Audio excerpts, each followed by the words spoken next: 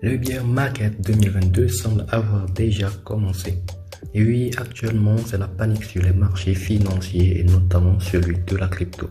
Salut, ici le financier. Aujourd'hui, nous allons parler de la baisse actuelle des crypto-monnaies, les causes, les prédictions. Reste également jusqu'à la fin car je vous donnerai quelques astuces pour réduire vos pertes durant cette mauvaise période et mieux préparer le prochain bull run. Je vous dirai également quand selon moi aura lieu le prochain bull run.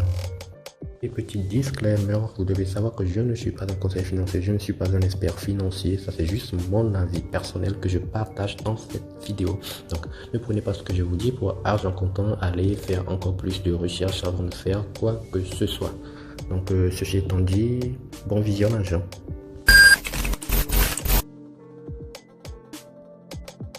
Dans la nuit du 23 février au 24 février, le Bitcoin a connu une baisse brutale entraînant avec lui toutes les crypto-monnaies. La première raison de cette baisse est évidemment l'invasion de l'Ukraine par la Russie.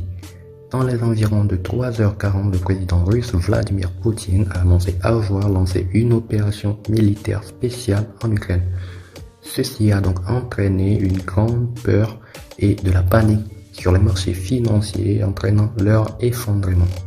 Le cours du Bitcoin vient actuellement de corriger de dans $5 000 à $38 000, mais cela marque-t-il réellement la fin du danger?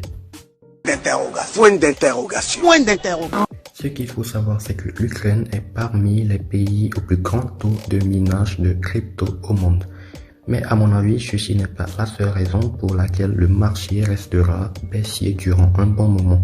En effet, si on se fie au cycle du Bitcoin, on remarque qu'on a le bull run chaque 4 ans suivi d'un bear market.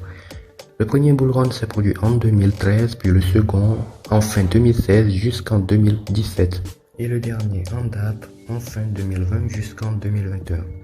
Et que ce soit le premier ou le deuxième, ils ont été suivis par une énorme baisse, respectivement en 2014 et en 2018. Tout porte donc à croire que le bear market de 2022 a donc commencé.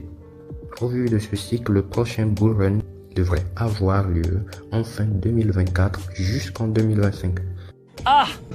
Mais comme je vous l'ai dit, le Bitcoin n'est pas resté très longtemps sur les $35 000 et est remonté à $38 000 en quelques jours seulement. En plus, le Salvador l'a adopté comme monnaie légale et sans taxe. Et depuis cette réforme, il y a quelques jours, on a observé une nette augmentation du taux de tourisme de plus d'1,4 million de personnes au Salvador. Ce qui prouve une fois de plus la force de la communauté derrière les crypto-monnaies. Et ce n'est pas tout.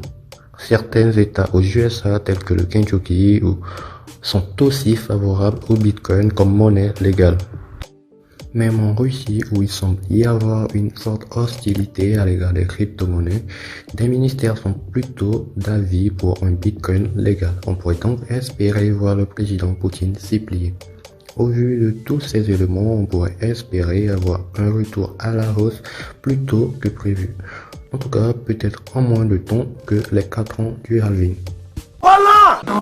Mais de toute façon, il est plus bénéfique d'investir lorsque le marché est en bear en adoptant une bonne stratégie d'investissement comme le DCA. J'ai déjà parlé du DCA dans une vidéo que je vais vous mettre en description au cas où tu voudrais comprendre ce que c'est. D'ailleurs, d'autres traders décident carrément de shorter le marché en bear market. Vous pouvez gagner beaucoup d'argent en le faisant, mais je ne vous le conseille pas trop parce qu'il faut assez de connaissances sur le sujet pour bien réussir son coup et sortir au bon moment tout en minimisant les risques. Pour ceux qui ne le comprennent pas encore, le terme shorter signifie miser à la baisse ou miser contre le marché. Donc, c'est assez logique en période de bear market, mais pour les débutants, il est préférable de se positionner pour une position longue en bull run. Ah ouais. Je rappelle que j'ai fait une vidéo sur les DCA pour investir en crypto et sur un marché en bear market. Oui, à mon avis, c'est quand le marché est en bear market qu'il faut foncer et investir de l'argent là-dedans parce que La plupart du temps, ceux qui attendent d'être en besoin avant de placer leur investissement ratent souvent le train. Ne commettez donc pas cette erreur qu'ont commis plusieurs personnes, peut-être en 2017 ou encore plusieurs personnes en 2021 passé. Voilà, c'est tout pour cette vidéo. Si tu as aimé, like, abonne-toi et donne-moi en commentaire ton avis sur la question. À bientôt dans la prochaine vidéo.